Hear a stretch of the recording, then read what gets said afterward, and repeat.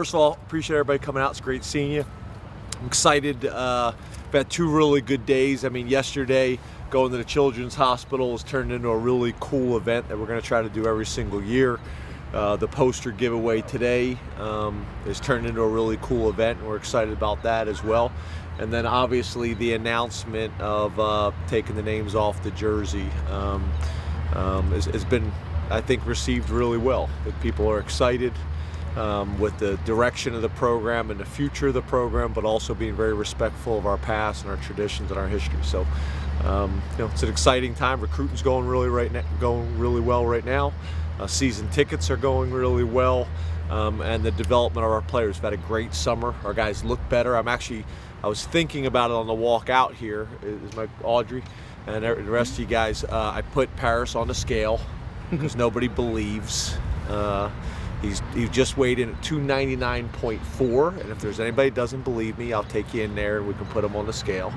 But there's a lot of really good things going on right now. So excited to get out with the guys today and hand out the new posters, which I think came out really sharp. I want to thank our marketing and communication staff because I think they've handled this all extremely well. So open up the questions. When did the idea of taking the names off first come up? Well, guys, let's be honest. I mean, I think the initial press conference, right? The initial press conference. I've been getting questions since the day I arrived. I went to the retirement party last week, and some guy almost assaulted me, asking me the question. Who was it? Bud Meredith. Yeah, at his retirement party, some guy almost assaulted me. But I just, this is something. I've had a lot of conversations with Spider about. I had a lot of conversations with Terry Smith about. I've thought about this from day one. I just thought year one, it wasn't the right time to make this decision. There'd been so much change and so much turnover in a short period of time. 5th head coach in 27 months. There's a lot of issues, a lot of things that we had to overcome, and it was just one more thing that I didn't feel ready or prepared to deal with at that time. So after being able to take some time and kind of understand the whole situation and what it meant to people, I do think it's another step in the healing process for us. All the things that have happened the last couple of years, getting off of sanctions, getting the bowls back this past year, getting the bowl revenue back, and now restoring some of the tradition and history. I think it's another step in the right direction for this program moving forward. How much input did the 5th-year seniors have? The players in general, but the 5th-year seniors, the guys who have really been through the brunt of just about everything on this decision, which, judging by their tweets and stuff, was very important to them. The funny thing is, it's hard to keep something quiet right now. And to be honest with you, I was amazed that it stayed quiet. So it wasn't like I sat those seniors down and had a specific conversation. I did talk to them over a year ago in a leadership council meeting just about the names on the jerseys at that time. But all I did was, once we made the decision, I did 2 things. I had those seniors as well as some other select players come in late last night and express it to them because I wanted to kind of get their feedback on it before I expressed it to the team. I wanted to meet with the team this morning so they heard it before everybody else, which is, again, hard to do with the way social media is nowadays. The marketing people did a great job of keeping us quiet because we're making posters, we're doing a lot of different things that show this. And then I invited some local former players in this morning at 7 a.m. To me, it's another example of what's cool about Penn State. I pick up the phone, I call, I think, 8 guys and say, hey, can you be at my office Thursday morning at 7 a.m.? And every single one of them says yes. Don't ask why, don't ask what. Jack Ham drives 3 hours in from Pittsburgh to do it, and I expressed it to them first thing in the morning. Obviously, at that point with the players and our former players, the decision had already been made, but I thought it was important that those 2 specific groups heard it first.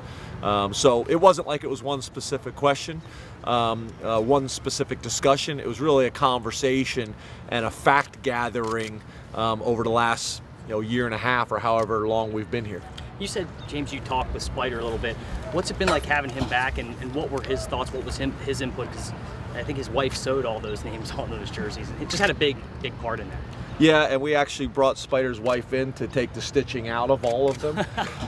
Really? No, but No, you know, I mean, I'm gonna be honest with you. When I first got here, I had a lot of meetings with people like Spider, and those were hard meetings, and those were emotional meetings. You know, Todd Kolka. You know, Todd Kolka got emotional this morning talking to our team. You know, Spider, we've had a number of conversations. Terry Smith. I mean, I could go on and on and on. But those guys are valuable resources, especially for myself. I didn't go to Penn State. So, you know, being able to tap into that institutional knowledge and that community knowledge is really important and really valuable for us. And, you know, they weren't going to be the end-all, be-all, those guys, but they were going to be a piece of the information. They were a piece of the story, and trying to kind of take all these things in. And as you guys have heard we talk about before, just continuing to gather information and make decisions that we think are in Penn State's best interest long-term moving forward. And I think this is the right thing to do. I think, you know, what Bill did was the right thing at the right time, and I think this is the right thing to do at the right time again moving forward. So you guys went through the process. I noticed the freshmen yesterday had the names on. So is that just the, and what kind of process was that, you know, for you guys to, because they all had them on, the new guys who just got them? Yeah, I mean, it wasn't a process at all. I mean, we haven't done anything with the jerseys because, again, this was a tight circle of people that kind of knew what was going to happen. Even our staff.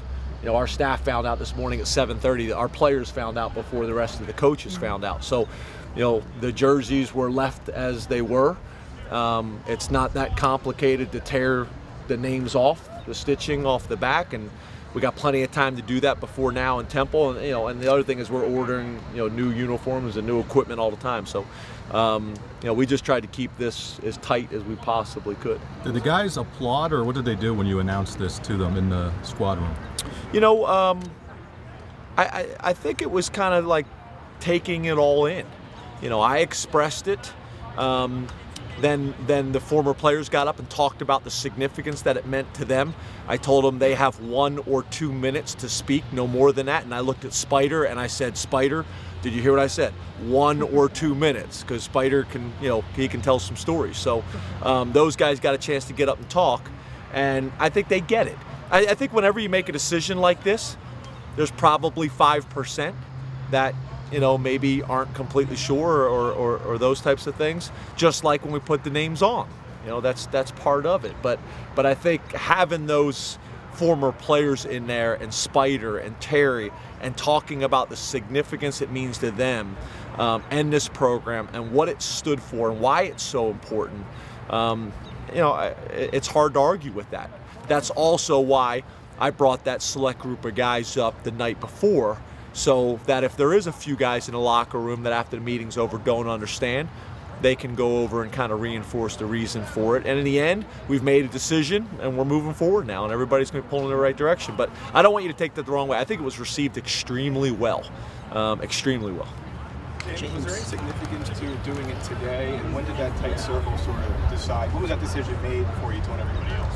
Yeah, the decision, again, I've been working on since I got here. Once I made the decision that this is what we wanted to do, after that I kind of handed it over to the powers that be, the marketing people, the experts in their field, and let them decide on what's the best time to do it. How they came up with this date and this specific time, I'm not completely sure. But I think it was the right time. You know, I wasn't in those meetings. We have people that kind of handle all those things once we made the decision moving forward, and we're here, you know, X's and O's, scheming, getting ready for Temple, getting ready for camp and recruiting. James, you have joked the last 2 years at the Coaches Caravan. This is the question that you receive more than any other.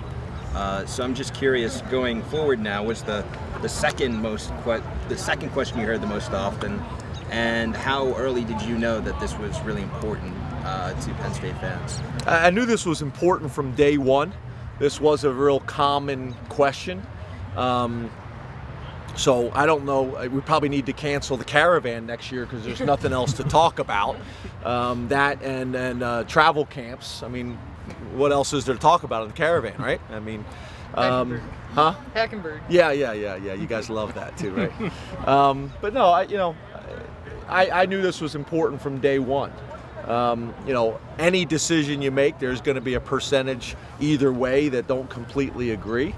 I think this is one that's a little bit hard to argue with, because this is a program that was built on history and tradition, success with honor, you know, all the things that we hold so dear to our hearts. So, you know, the fact that we have tradition to embrace, the fact that we have history to embrace and hold on to, I think is valuable. And there's programs that would give the right arms to have the history and the tradition that we've had.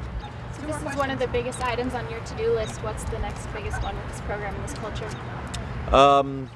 You know, I'd rather just kind of enjoy today rather than talking about the next mountain that we have to tackle. To be honest with you guys, it's not just one thing. You guys have heard me say this before. Every aspect of this job is important. The academics, the graduation rates, social education in terms of making good choices and how our guys conduct themselves. We see that being an issue all over the country. I can't talk about those things enough. You know, how we recruit, how we develop. It's everything. You know, every aspect is important. Every aspect is important, but one of the things I think you guys have seen with us, our consistency in our message and our branding is really, really important to me. So we talk about team all the time. We talk about in our 4 core values, the last core value being sacrifice, and putting the team and putting the community and putting the university ahead of yourself.